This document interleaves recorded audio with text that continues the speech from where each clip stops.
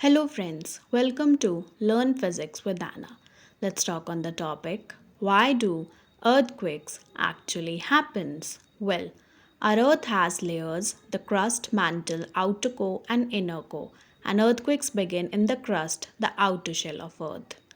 But the crust isn't one solid piece. It's broken into huge slabs called tectonic plates which float on the soft mantle and are always moving.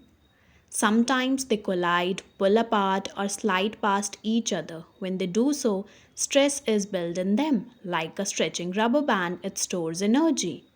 When the rocks can't handle the stress anymore, they suddenly breaks, releasing all the energy. This energy travels in waves called seismic waves, and that's what makes the ground shake. The place underground where rocks break is called focus. The point directly above on Earth is the epicenter.